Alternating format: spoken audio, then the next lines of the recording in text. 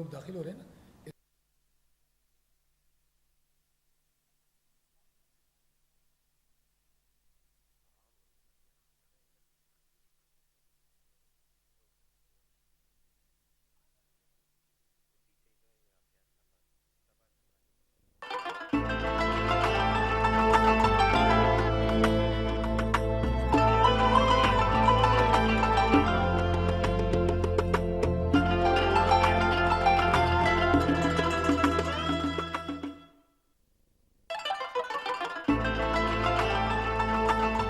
Welcome back ناظرین.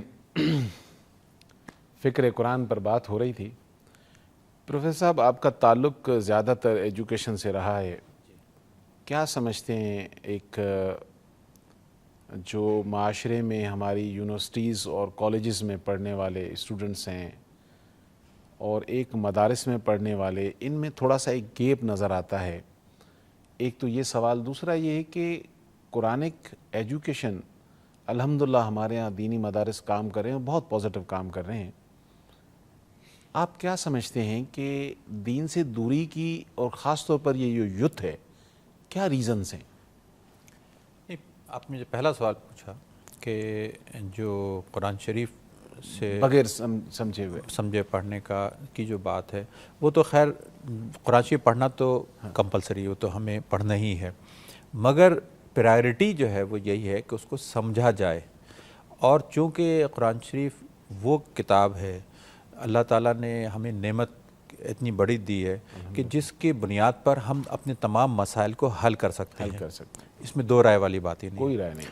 تو جب اتنی بڑی کتاب ہمارے پاس موجود ہے جس کے ذریعے سے ہم تمام اپنے مسائل کو حل کر سکتے ہیں، حل سے اس صورت میں کر سکتے ہیں کہ جب اس سے استفادہ کریں، اس کے ٹرانسلیشن کو دیکھیں، جو چیز سمجھ میں نہیں آئے وہ جو کنسرن لوگ جو اس کے ایکسپرٹس ہیں، آپ لوگ جیسے حضرات ہیں، تو ان سے اس کا مطلب سمجھ کر اس کی روح کی بنیاد پر وہ اس پر عمل کرنا ضروری ہے. اچھا، اب رہی بات مدرسوں کی، تو یہ حقیقت ہے کہ مدرسوں کی تعلیم میں اور جو ماڈرن تعلیم دی جا رہی ہے، یہاں ضرورت اس بات کی ہے کہ مدرسوں میں وہ تعلیم ضرور دی جائے کہ جس کی بنیاد پر جب شہری کوئی بھی بچے جب تعلیم حاصل کر کے تعلیم مکمل کریں تو ان کی اپلیکیشن جو ہے پریکٹیکل لائف میں وہ زیادہ سے زیادہ ہو. پروفیسر صاحب، ایک اگر اجازت دیں، کالر ہیں کافی دیر سے ہولڈ پہ. السلام علیکم. جی السلام علیکم. عیسیٰ بھائی یحییٰ بات کر رہا ہوں. وعلیکم السلام جناب. کیسے ہیں؟ اللہ کا شکر ہے. آپ ماشاءاللہ بڑا اچھا پروگرام کر رہے ہیں. افضال بھائی بھی بیٹھے ہیں تو دین کی سے دوری کے حوالے سے بات ہو رہی ہے. تو میں یہ کہنا چاہوں گا، دیکھیں بات یہ ہے کہ ہمارے یہاں جیسے آپ نے کہا نا، ٹھیک ہے ہم باتیں سنتے بھی ہیں اور تمام لوگ آتے ہیں بڑی باتیں بھی کرتے ہیں، لیکن اصل بات یہ ہے کہ ہمارے میں قول اور فعل میں فرق والی بات ہے. بس میں تو کہوں گا منافقت ہے کہ جو کہتے ہیں اس پہ عمل نہیں کرتے. اور جو تعلیم کی بات آپ نے کی، ہم دنیا کی تعلیم کے لیے تو دیکھیں بچوں کو صبح اٹھا کے 6 بجے ہم 5:30 بجے بھی بھیج دیتے ہیں، پتہ نہیں کون کون سے اسکولوں کے لیے، لیکن دین کی تعلیم کے لیے اور دین کے لیے ہم کبھی یہ نہیں کہتے کہ 6:30 بجے 5:30 بجے اس کے فجر کی نماز پڑھ لو. تو میرے خیال میں تو ہمیں خود بھی ایک رول ماڈل بننا پڑے گا. اور سب سے بڑی بات جو آپ نے کہی وہ یہی بات ہے کہ دیکھیں بات ہے کہ جو ہمیں ہمارے حکومتی لیول پہ ہمیں یہ کرنا چاہیے تھا کہ عربی کو ایز اے سبجیکٹ ہمارے کورس میں ضرور رکھنا چاہیے تھا، کیونکہ ہم قرآن شریف کو ایز اے برکت کے لیے تو بڑا استعمال کرتے ہیں اور قرآن خوانیاں کرواتے ہیں، لیکن ہمیں یہ نہیں سمجھ میں آتی بات کہ بھائی یہ تو ہدایت کی کتاب ہے، اس سے ہدایت حاصل کرنی ہے، اس کو سمجھ کر اس پہ عمل بھی کرنا ہے. اور میرا ایک سوال ان آپ لوگوں سے سب سے یہی ہے کہ دیکھیں آج کل ایک جو صحیح تعلیم نہ ہونے کی وجہ سے مختلف لوگ آ چکے ہیں جو اپنے نئے ورژن کا اسلام کا پیش کرنا چاہتے ہیں، وہ لیپ ٹاپ لے کے بیٹھ جاتے ہیں اور تمام تشریحات عجیب عجیب قسم کی پیش کرتے ہیں. اس کی وجہ سے ڈسٹارٹ ہوتا یوتھ جو ہے نا کہیں کی کہیں نکل رہی ہے. اس کے بارے میں فرمائیے کہ ایسے لوگوں سے ہمیں استفادہ کرنا چاہیے یا صحیح عالموں کے پاس جانا چاہیے؟ تھینک یو سو مچ. ہماری یوتھ ہے اس میں بڑا ایک میں چینج دیکھتا ہوں. پہلے بات نہیں کرتے تھے، اب سوالات کرتے ہیں. مطلب ایک اچھی پازیٹیو ہے. اور ماشاءاللہ اللہ تعالیٰ نے اس ملک کو جتنا نوازا ہے، اب دیکھیں کہ سب سے زیادہ ریشو ہے اس کا، لیکن گائیڈ لائن کے لیے لوگ اویلیبل نہیں ہیں. اور یہ فاصلہ جو آپ نے بتایا کہ جی پڑھ کر آتے ہیں تو ایڈجسٹ نہیں. میں نے تو ایک عام اسکول، میں قرآن کی ایجوکیشن کی تو بات نہیں کر رہا ہوں، لیکن میں نے عام ایک اسکول سے اور او لیول میں جو پڑھتے ہیں بچے دونوں کو بٹھاؤ تو وہ ان کا فریکوینسی میچ نہیں ہوتی.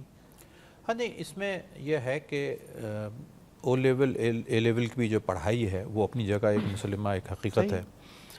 اور اسلامک اسٹڈیز کے حساب سے جو بچے تعلیم حاصل کر کے آتے ہیں پریکٹیکل لائف میں، ان کی بھی جو نالج ہوتی ہے اس کو تو کوئی میچنگ نہیں ہوتی، کوئی اس کے میچنگ نہیں کر سکتا، چاہے ڈگری کے ایم اے کر لیں، کچھ بھی کر لیں۔ مدرسوں سے جو لوگ بچے آتے ہیں جو ادھر تعلیم حاصل کر کے مکمل تعلیم کر کے آتے ہیں، فقہ کی تعلیم ہوتی ہے، اس سے جو ان کی کمانڈ ہوتی ہے اپنے سبجیکٹ پر، وہ اس یونیورسٹی کی تعلیم سے میچنگ نہیں کرتی ہوتی۔ تو اس کا مطلب یہ ہوا کہ اگر ہم دونوں کو ملا کر چلیں، ایسے مدرسے ہیں کہ جہاں پر صرف عربک اور انگلش پڑھائی جاتی ہے، ہیں ایسے مدرسے، وہاں سے جو علماء نکل رہے ہیں، وہاں سے جو پی ایچ ڈیز اس کے بعد جو پی ایچ ڈی کرتے ہیں، ان کو پریکٹیکل لائف میں او لیول اے لیول میں کھپت، میں ایز اے پروفیسر بات کر رہا ہوں، وہاں ان کی کھپت بہت زیادہ ہے۔ یعنی جب وہ مکمل طور سے کمانڈ رکھتے ہیں اسلامک اسٹڈیز پر، اور اس کے ساتھ ساتھ وہ انگلش میڈیم اسکولز میں بھی جب وہ جاتے ہیں اور وہ پڑھاتے ہیں تو ان کی اپلیکیشن بہت زیادہ ہوتی ہے۔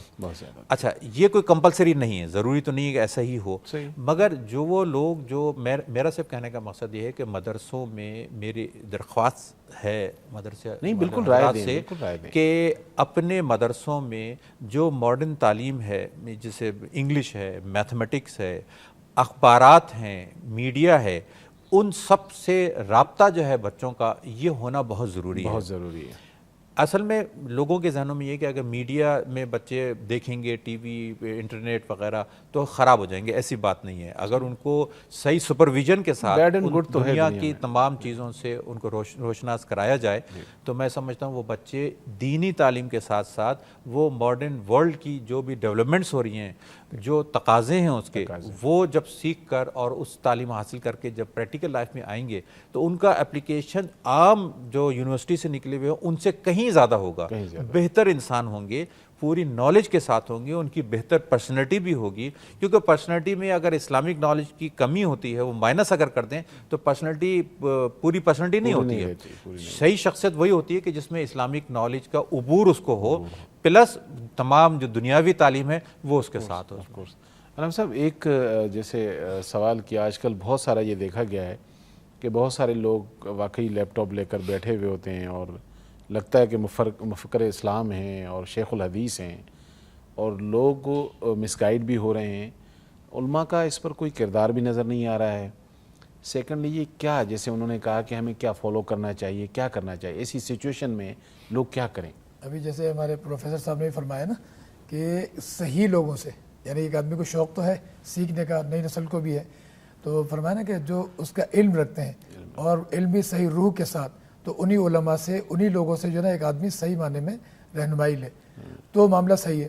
اب اس طرح کے جتنے بھی لوگ ہیں تو عین ممکن ہے ان کے جذبے جو ہے نا اس میں تو آدمی مطلب بدگمانی نہیں کر سکتا، شک نہیں کر سکتا، لیکن نالج کی کمی ہو سکتی ہے۔ یقیناً ان کے لیے بھی ضروری یہی کہ پہلے وہ اپنے معاملات اور معلومات کے ذرائع اور سلسلے وہ صحیح کر لیں، پھر جو نا لیپ ٹاپ یا جو بھی چیز لے کر سامنے آ جائے۔ لیپ ٹاپ لے کے آنا کوئی جرم نہیں ہے، بلکہ اچھا ہے، لیکن یہ ہے کہ جس طریقے سے اب ماشاءاللہ آتے جا رہے ہیں لوگ، آتے جا رہے ہیں اور ہو رہا ہے، اب بڑے پیمانے پر تبدیلی آ رہی ہے، جیسا بھی آپ نے فرمایا وہ بالکل صحیح کہ اب لوگ جو ہے اسی کو سمجھتے جا رہے ہیں، اور اجتماعی طور پر اگرچہ نہیں ہو رہا لیکن انفرادی طور پر لوگ اب تبدیلی لا رہے ہیں۔ اس بات سے متفق ہیں کہ لوگوں کو سمجھ کر پڑھنا چاہیے، وہ حقیقت ہے۔ اور سیکنڈلی یہ ہے کہ ہماری جو مدارس ہیں اور جو دنیاوی ایجوکیشن ہماری یونیورسٹیز اور کالجز کی ہے، اس کا بھی ملاپ، میں تو صرف بحیثیت طالب علم وزٹ کرتا ہوں بہت سارے یونیورسٹیز اور کالج کو لیکچرز کے حوالے سے بھی، تو مطلب ایک جیسے پیاس نہیں ہوتی ہے آج کے جو ینگ یوتھ، اس میں یہ ہے، لیکن جب وہاں ہم بات کرتے ہیں تو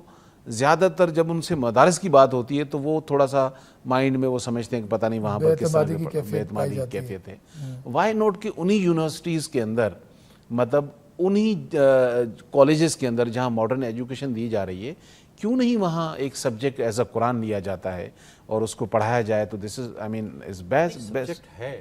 آپ او لیول میں اسلامک اسٹڈیز ایک کمپلسری سبجیکٹ ہے، ٹھیک ہے، اور وہ سبجیکٹ بھی اتنا اسٹرانگ سبجیکٹ ہے کہ اگر آپ اس کا سلیبس اٹھا کر دیکھیں اور جو ٹیسٹ لینے کا، اس کا جو امتحان کا جو طریقہ کار ہے وہ بڑا ایک جامع ہے اس کا، تو ایسا نہیں ہے کہ سبجیکٹ میں نہیں ہے، کہیں کمی نہیں ہے اس کے اندر۔ اسی طرح سے میٹرک کلاس ہوئی یا فرسٹ کلاس سیکنڈری سائڈ کا، اس میں بھی جو اسلامیات پڑھائی جاتی ہے وہ بڑی اچھی سب سلیبس کو اگر آپ دیکھیں تو بہت اچھا سلیبس ہے اور اچھے ماڈرن تقاضوں کے ساتھ ہے۔ وہ کہنے کا مقصد یہ ہے کہ اصل چیز کہ اچھے معلم اگر مل جائیں اور وہ بچوں کو زیادہ سے زیادہ راغب کرنے کی سائیکالوجی سے واقف ہوں، کیونکہ ٹیچر کے لیے بنیادی چیز ہے کہ بچوں کی سائیکالوجی ضروری ہوتی ہے، وہ اگر اس سائیکالوجی کے حساب سے وہ پڑھاتے ہیں بچوں کو تو بچوں میں بہت ہی اچھا تاثر بھی ہوتا ہے، جلدی سیکھ بھی جاتے ہیں اور اس کا اثر جو ہے وہ پریکٹیکل لائف میں پڑتا ہے۔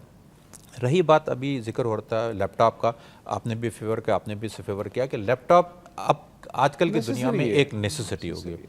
کمپیوٹر ہے، وہ کمپیوٹر آپ کے سامنے اگر رکھا ہوا ہے اور اس سے آپ نالج دیتے وقت اگر آپ کو کچھ یہ کھٹکا ہے کہ ہو سکتا ہے کہ کوئی آپ کا ذہن میں کوئی کمی ہو سکتی ہے، کیونکہ اسلام کی جب نالج دی جاتی ہے تو اس میں انسان میں یہ شک نہیں ہونا چاہیے کہ میں بولتے وقت کوئی کمزوری تو میری نہیں ہے، اور اگر آپ کے سامنے اسکرین پر وہ چیزیں ساری آتی جا رہی ہیں اور ایک نظر دوڑا کر اگر آپ اس کی ہیلپ مل رہی ہے اور آپ تعلیم دینے میں کمانڈ رکھتے ہیں پوری، تو میں سمجھتا ہوں کہ اس کا بھرپور فائدہ اٹھایا جا سکتا ہے۔ کہ اب جتنی بھی لیپ ٹاپ کے ذریعے سے آپ ملٹی میڈیا کو استعمال کر سکتے ہیں، ملٹی میڈیا کے ذریعے سے بھی بہت کچھ فائدہ اٹھا سکتے ہیں۔ اس سے علامہ صاحب بھی ایگری کریں گے، بحیثیت طالب علم اگر ہم قرآن میں دیکھتے ہیں جتنا فوکس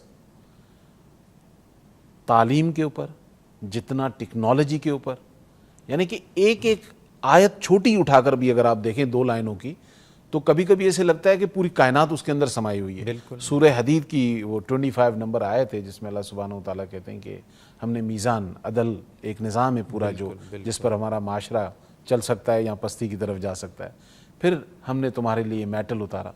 اب سمجھ میں جن کی بات آتی ہے تو وہ پھر سیٹلائٹ بھی بناتے ہیں، جہاز بھی بناتے ہیں، ٹرینیں بھی بناتے ہیں۔ We do nothing.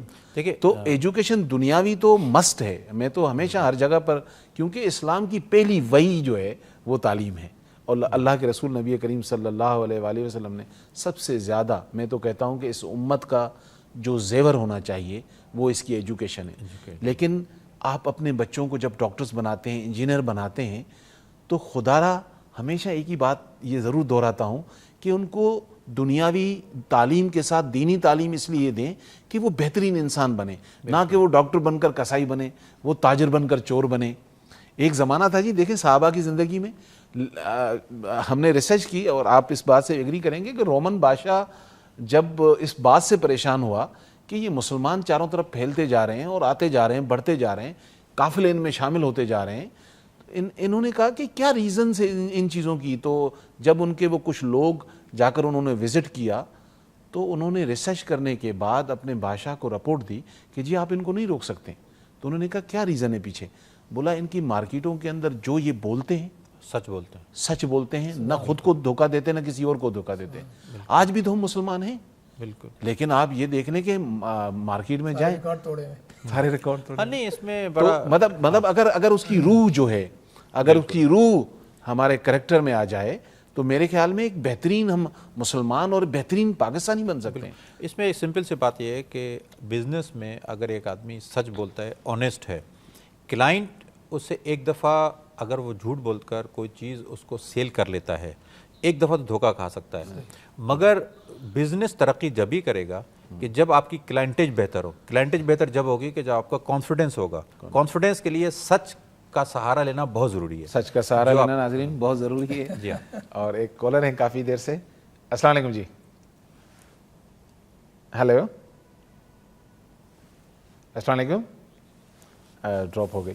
علامہ صاحب ہماری بہن نے ایک فون کیا تھا، رمضان کا بابرکت مہینہ ہے،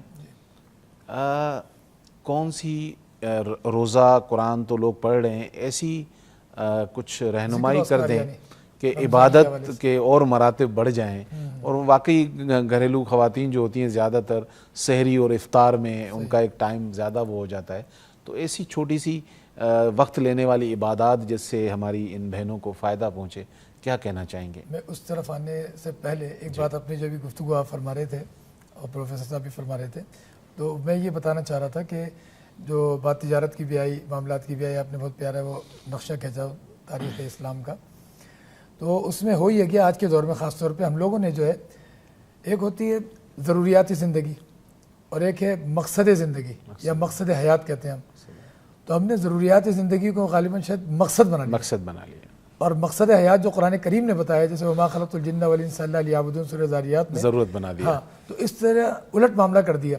تو شاید اس وجہ سے بھی جو ہم لوگ الٹ پلٹ ہو گئے. اب ہم جو دیکھتے ہیں غیروں کو یا مغربی دنیا کو کہ انہوں نے سارے ہمارے اصول لے لیے اور اس پر چل رہے ہیں اور فائدے اٹھا رہے ہیں، تو انہیں ہر طرح کا امن و امان بھی حاصل ہے، سکون بھی حاصل ہے، اور ہر ایک کو اپنی جو ہے ضروریات بھی پوری طرح سے مل رہی ہیں، میسر آ رہی ہیں. تو ہم آج بھی جو ہے جس جگہ پہنچے ہیں، اگر ہم وہیں سے جو ہے اپنا معاملہ صحیح کرنا شروع کر دیں، بقول ایک دانا کے کہ اگر آپ جو ہے نا بددیانت ہیں تو آج ہی سے توبہ کر لیجئے کہ اللہ میں آئندہ بددیانت ہی نہیں کروں گا، تو آپ اس کے بعد یہ یقین کر لیں کہ دنیا سے ایک بددیانت کا خاتمہ ہو گیا ہے نا. تو اس عنوان سے ہم جو ہے اپنی سمجھیں کہ بھئی زندگی کے مقاصد کیا ہے اور زندگی کی ضروریات کیا ہیں. تو ضروریات تو ایک بیچارہ فٹ پاتھ پہ سونے والے کی بھی پوری ہو رہی ہیں، وہاں بھی سو جاتا ہے اور اپنا پیٹ بھر لیتا ہے.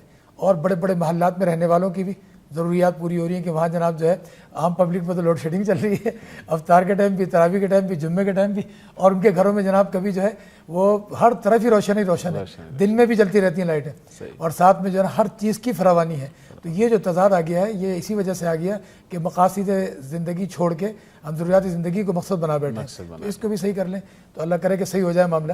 اور میں اسی اپنے ہیلتھ چینل کی اور آپ حضرات کے توسط سے میں اپنے بڑے حضرات کو جو ہے نا پیغام پہنچاتا ہوں کہ یہ حضرات جتنے بھی بیٹھے ہیں ہمارے سارے ذمہ داران، خدا را ایک تو جو لاشیں گر رہی ہیں اس حوالے سے توجہ فرمائیں، اور دوسرے نمبر پر یہ ہے کہ جو لوگوں کی بنیادی ضرورت ہے کم از کم اور دنوں میں نہیں تو رمضان میں تو پوری ہونے دیں. لوگوں کے کاروباری معاملات ہیں. ایک آدمی بیچارہ جو ہے نا وہ چھوٹی سی مشین لے کے بیٹھا ہوا فوٹو اسٹیٹ کی، وہ غریب کہتا ہے کہ میرا اس سے خرچہ ہی پورا نہیں ہو رہا.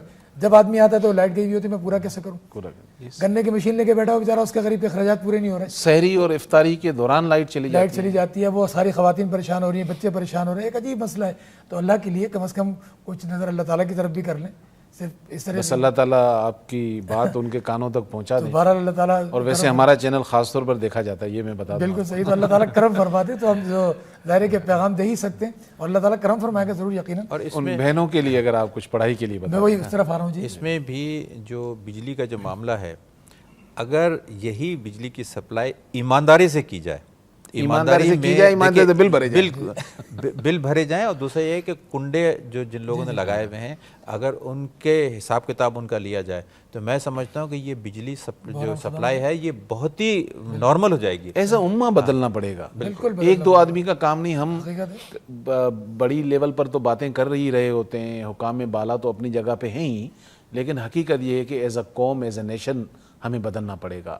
ہر آدمی انڈیویجول اپنی کریکشن، اپنی اکیلی ذات کو جب وہ سدھارے گا تبھی ایک معاشرہ سدھرتا ہے. ہم پتیاں اور شاخیں تو چھاٹ رہے ہیں، جڑ کی طرف توجہ نہیں دے رہے، تنے کی طرف توجہ نہیں دے رہے، والا حساب کتاب ہو رہا ہے. بہرحال اب ہم دوسری طرف بہنوں کے لیے جو آپ جاتے ہیں، اس میں خود جناب نبی کریم صلی اللہ تعالی وسلم کے ارشاد مبارکہ، وہ ایک طویل حدیث ہے، حضرت سلمان فارسی رضی اللہ تعالیٰ عنہ سے مروی ہے.